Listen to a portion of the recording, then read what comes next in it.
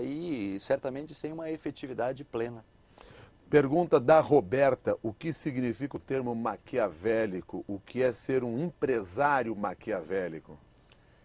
Olha, Roberta, essa pergunta sempre é colocada, esse termo sempre é colocado como sinônimo de maldade, ou como sinônimo de aspereza, ou de astúcia no sentido pejorativo. O empresário maquiavélico deve ser aquele que aplica a força, o rigor, que tem obstinação, mas que jamais é injusto. E muitas vezes esse termo empresário maquiavélico, que a Roberta coloca, é traduzido como malvado, como cruel, como ordinário, no sentido pejorativo. E não é esse o termo que deveria ser usado. Maquiavel jamais falou de faltar com a ética, nunca falou. E é essa impressão que dá quando se usa essa expressão, né? Uma pessoa maquiavélica. Agora, esse empresário ao qual você se referiu, e aí levando em consideração que a gente já conversou até aqui, principalmente quando falamos aí de corporações se unindo, compras de uma ou de outra empresa, muitas vezes a gente fala em fusão, mas na realidade o que acontece, a maior parte das vezes, é a compra de uma empresa em relação à outra. Esse empresário, ele pode ser duro dessa maneira com o seu grupo de trabalhadores em nome dos resultados que a empresa precisa alcançar, que é uma das defesas que você faz até aqui. Agora, pode funcionar o empresário ser bonzinho para a empresa, malzinho para os funcionários? Ou o empresário ser bonzinho com a empresa e malzinho com os funcionários? É assim que tem que agir? Isso não deve funcionar, né? Isso certamente não deve funcionar, porque todos têm que trabalhar em prol da organização, em prol dos resultados da organização. A gente usa muito esse exemplo com os terceirizados, né? Que a gente substitui o termo que Maquiavel usou para mercenários.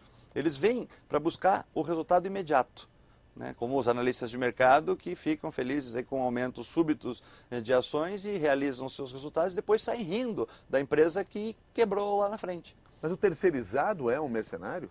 Em alguns casos, sim. Essas forças terceirizadas, elas não incorporam muitas vezes os valores da organização, eles buscam o resultado imediato. O mesmo pode acontecer com um executivo contratado que venha com toda a força, com todo o rigor dentro da empresa. Ele pode maltratar os funcionários, ele pode produzir resultados rápidos com um chicote na mão.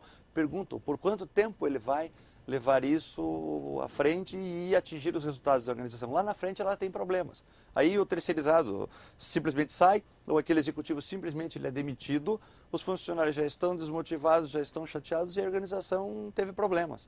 Então não funciona. Realmente não funciona você buscar os objetivos da organização sendo malvado, vamos usar assim a expressão, com os funcionários. Não funciona. Um pouco disso que você fala nos remete a essa frase aqui de Maquiavel: a ambição do homem é tão grande que para satisfazer uma vontade presente não pensa no mal que daí a algum tempo pode resultar dela?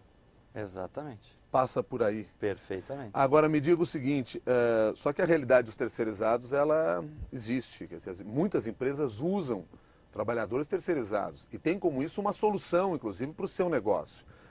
O que falta é que a empresa adapte a cultura dos terceirizados à cultura dela. É isso que está faltando? Ou a simples presença do terceirizado já leva a essa ideia do mercenário? A gente tem que cuidar que jamais, isso é conhecido pelo mercado, isso o mercado, as empresas já aprenderam que o terceirizado nunca pode fazer parte do core business, do trabalho que a empresa faz dos seus objetivos. Não. O problema do terceirizado é que isso pode servir para áreas totalmente afastadas. Isso o mercado já aprendeu. Aprendeu, mas em muitos casos não usa. Chama o consultor financeiro, chama o consultor ou analista de mercado, buscando a solução para os seus problemas. E os problemas não são dele, continuam sendo seus. Ele vem, ele pode gerar um lucro imediato, embolsa os seus bônus, os seus resultados e pode até ir embora. A empresa continua sendo sua. Você não deixa de ser o proprietário da empresa, o empresário ou o executivo que está com o comando da organização. Então esse é o perigo que você tem que ter e isso em muitos casos a gente percebe, na prática não acontece. Porque o envolvimento do terceirizado, que a gente aqui atribui como mercenário nesse sentido, ele é com o resultado imediato, ele não pensa no futuro. E hoje nós podemos estar num momento em que a gente fala no final do livro, basicamente sobre a questão da sorte, né? Que se ele tiver sorte e com as técnicas de administração que ele aplicar atingir o mercado, naquele momento ele vai ter resultado.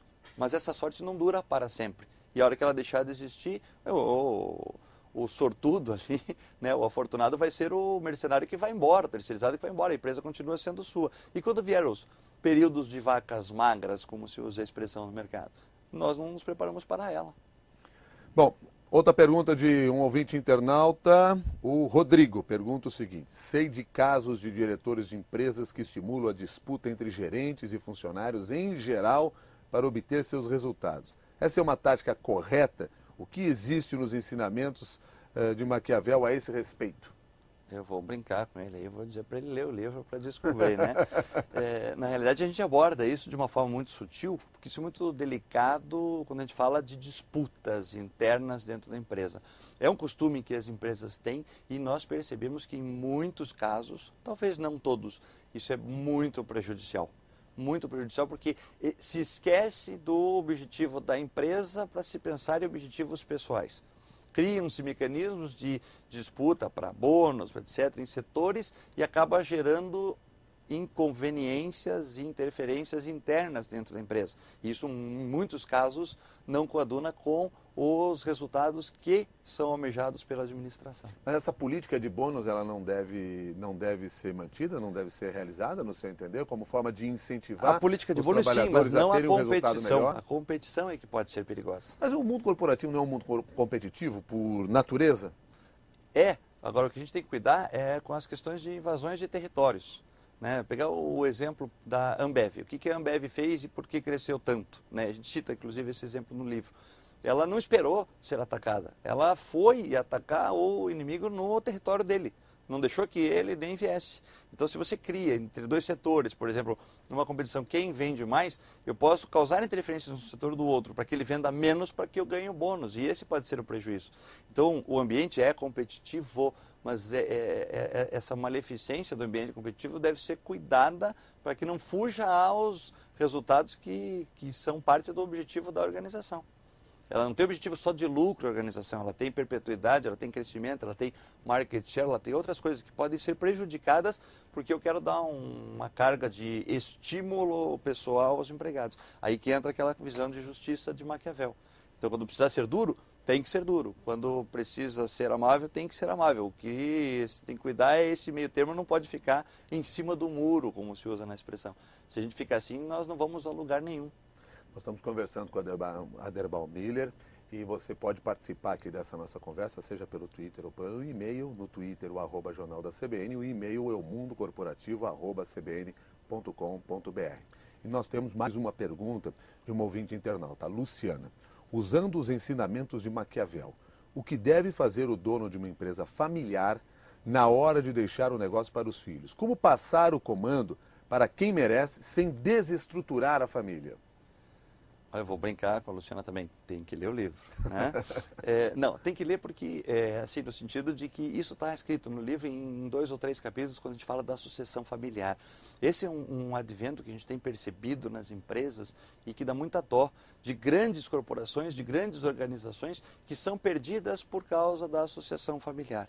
Seja porque o sucessor não está preparado, não está enganjado naqueles objetivos, seja porque se tenta utilizar dessas forças mercenárias, desses terceiros, contrato empresas de gestão, empresas de consultoria, que não são os donos da empresa. Eu, sucessor, sou o dono da empresa, mas eu utilizo dessas tecnologias, desses jargões de mercado, dessas ideias de terceiros e não acredito na nossa força própria. E Maquiavel falava isso. Você tem que se sustentar pelas suas convicções. Jamais ouça o conselho de alguém, jamais incorpore a filosofia de alguém. As tuas convicções é que devem prevalecer.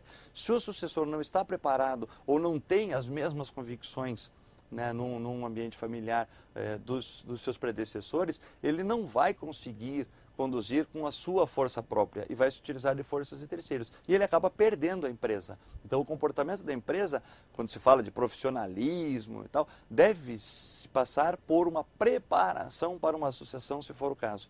Se isso não é possível, não, mas os meus sucessores não estão com vontade, não estão engajados nesse processo. É muito melhor vender a empresa e deixar para eles um montão de dinheiro do que deixar uma organização que eles vão quebrar em pouco tempo. É por isso que hoje em dia muitas das empresas familiares estão realmente sendo vendidas, estão sendo passadas para outros grupos e a família resta as cadeiras em torno de uma mesa do conselho? Além de muito dinheiro pela venda? Esse modelo de conselho, esse modelo de governança corporativa, ele tem sido a solução encontrada pelo mercado para dar resposta a essa questão.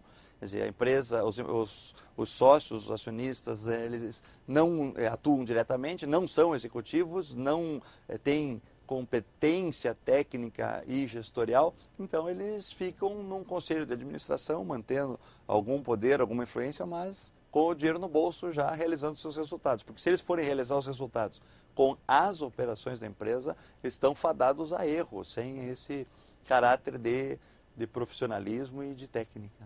Bom, vamos olhar para dentro da empresa, não só nos seus gestores, não só nos seus donos, na sua família. Vamos olhar para aquelas pessoas que querem encontrar as oportunidades para crescer dentro da própria empresa, para ter uma ascensão. Quais são os caminhos para se chegar ao poder dentro da empresa? E o que Maquiavel pode nos ensinar nesse sentido? Acho que a palavra aí voltaria a ser obstinação. Eu gosto muito de uma frase, não me lembro o autor agora, que diz que só atinge o alvo quem mira nele. Né? Então, se eu te perguntar como eu faço para chegar lá, a primeira pergunta tua tem que ser, lá onde? Isso chama-se estratégia. A partir do momento que você me diga, eu quero chegar lá em Moema, por exemplo, ok, você vai de ônibus, de táxi, a pé, de que forma? Aí já entra na tática. Então, quando você está numa organização e quer crescer, quer ocupar espaços, né, você deve entender como a organização funciona, estabelecer os seus objetivos, a partir deles estabelecer as suas metas e começar a incorporar este comportamento. Aí eu acho que entra o que Maquiavel pode ajudar. Aí entra a astúcia, entra a sagacidade, entra a percepção, entra a ética, falando de Maquiavel, entra a filosofia administrativa, organizacional, e tudo isso em conjunto é que forma o executivo que pode realmente atingir o topo da organização. Um cuidado só que a gente tem que ter é que quando muitas vezes a pessoa chega lá, naquele ponto que ela previu, ela se toma, né, daquele poder, se toma daquela situação, diz, opa, cheguei onde eu queria. E isso acaba fazendo com que ela mude o comportamento, se torna uma pessoa arrogante, se torna uma pessoa cruel, ruim dentro da empresa, que passa a fazer parte de um grupo indesejado das pessoas não gratas da organização e acaba perdendo o seu posto em pouco tempo, pela arrogância, pela nitidez aí do seu comportamento indevido. Então esse cuidado tem que se ter para não distorcer a visão de Maquiavel de obstinação. Você citou aqui obstinação e alguns outros termos